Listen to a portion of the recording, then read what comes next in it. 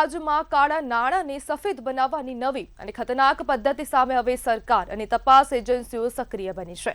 નાના માણસોના નામે બેંક એકાઉન્ટ ખોલાવી મોટા ખેલાડીઓ પોતાનું ગેરકાયદેસર નાણું સુરક્ષિત રીતે ફેરવતા હોવાની ચોંકાવનારી હકીકત બહાર આવી છે। આ સમગ્ર કૌભાંડને અટકાવવા માટે ગુજરાતમાં હાલમાં ઓપરેશન મ્યુલ હન્ટ હેઠળ વિશેષ કાર્યવાહી હાથ ધરવામાં આવી છે।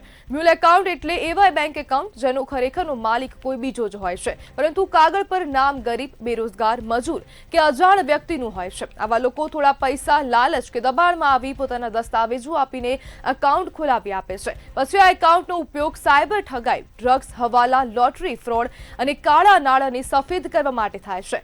ગુજરાતના વિવિધ જિલ્લાઓમાં મોટી સંખ્યામાં શંકાસ્પદ મ્યુલ એકાઉન્ટ મળી આવ્યા છે। તપાસમાં ખુલ્યું છે કે આ એકાઉન્ટ મારફતે કરોડો રૂપિયાની ગેરકાયદેસર લેવડ દેવડ થઈ રહી છે।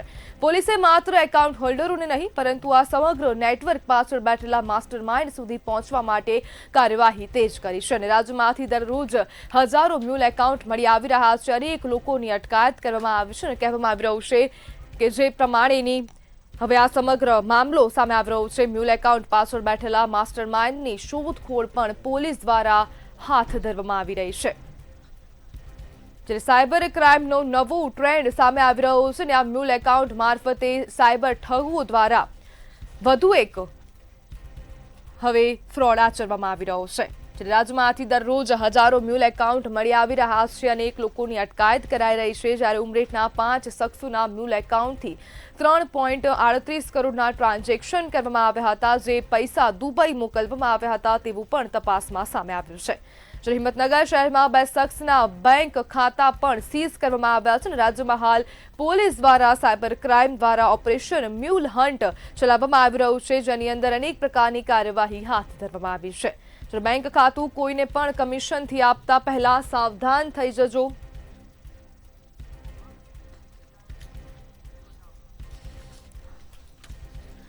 ત્યારે આપણી સાથે નિવૃત્ત ડીવાયએસપી પીઓ ભટ્ટ જોડાઈ ગયા છે।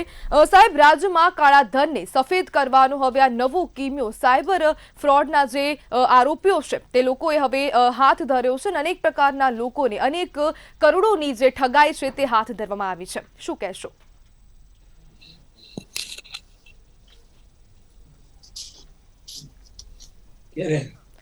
જી સર,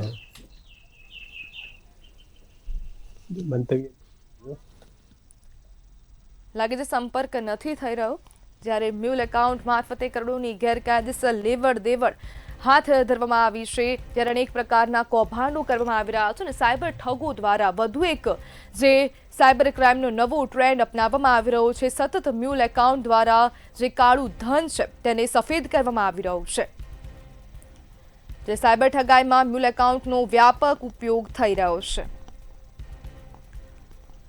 ત્યારે આપણી સાથે પીઓ ભટ્ટ સાહેબ ફરીથી જોડાઈ ગયા છે। જી ભટ્ટ સાહેબ, રાજ્યમાં કાળા નાણાં જે છે તેને સફેદ કરવાનો વધુ એક કિમિયો હાથ ધરવામાં આવી રહ્યો છે અને અનેક પ્રકારના જે મોટા કરોડો રૂપિયાના કૌભાંડો હાથ ધરવામાં આવ્યા છે, શું કહેશો?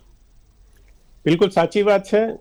સરકાર દ્વારા જે ગરીબોને સહાય કરવા માટે અને આર્થિક વ્યવસ્થા સરળ બનાવવા માટે જે નવી પદ્ધતિઓ ને જે નિયમોને નવા કરે છે લોકો માટેના ફાયદા માટેની વાત, પરંતુ અમુક તત્વો, અવારા તત્વો કે જે ક્રિમિનલ છે અને ઇકોનોમી ગુના કરવાની ટેવવાળા છે, એ લોકો આવી જે બી નિયમો છે ને આવી વ્યવસ્થા છે એનો ગેરલાભ લે છે અને પરિણામે ગેરલાભ લઈ અને જે ગરીબ અને નબળા માણસો છે કે જેને કાયદાનું બહુ જ્ઞાન નથી, જેની પાસે બેંકની આર્થિક વ્યવહારોની કોઈ સમજ નથી, એનો દુરુપયોગ કરીને ઘણા લેભાગુ તત્વો અમુક પોતાના જે કાળા નાણાં છે એને વ્હાઇટ કેમ કરવા એના રસ્તાઓ ગોતી નાખે છે।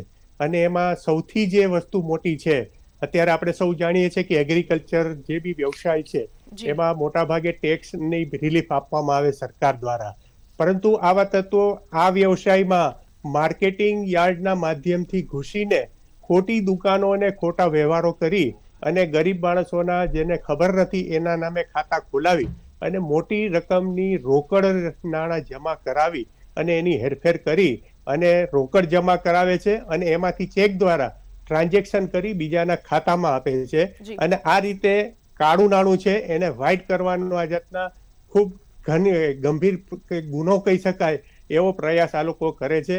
અને આ ટ્રાન્ઝેક્શન ઓન પેપર ઉપર છે. હું માનું છું કે આની જો વ્યવસ્થિત સારી રીતે તપાસ થાય તો જી. એમાં ઘણી સંડોવણી બહાર આવશે. અને આ માત્ર આ એક બે બનાવ પૂરતું નથી.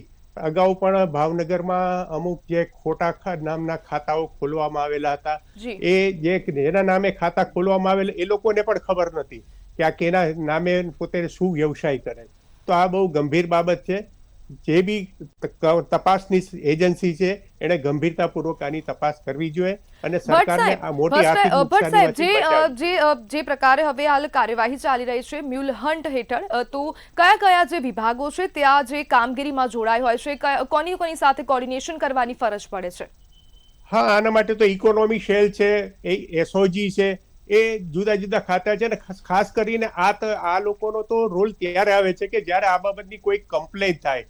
પરંતુ સહકારી મંડળીના જે બી રજિસ્ટ્રારો છે ખાસ કરીને, અને માર્કેટિંગ યાર્ડના જે બી વહીવટ કરતા કમિટી મેમ્બર્સો છે, એમણે પોતાની જે બી વહીવટ છે એમાં પારદર્શકતા લાવી ફરીથી જે બી છે એનું નવેસરથી મૂલ્યાંકન કરી, નવેસરથી સર્વે કરીને કેટલી પેઢીઓ છે કેના નામે છે, એ ખેડૂત છે કે કેમ, કે ખેડૂતલક્ષી વ્યવસાય સાથે ખરેખર સંકળાયેલ છે કે કેમ, એની માર્કેટિંગ યાર્ડના જે બી કમિટી મેમ્બર્સ છે, જે બી છે રજિસ્ટ્રાર છે, એ બધી સંસ્થાઓ છે એણે પહેલી આ જાતના પોતાની જે બી સંસ્થા છે એમાં કામ કરતા જે બી પેઢી છે એ કેટલી લીગલ છે અને કેટલી રીતે ખેડૂતો માટેની મદદ કરતી સંસ્થા સાથે સંકળાયેલી છે કે કેમ, એની એ લોકોએ પહેલા ખાતરી કરવી જોઈએ.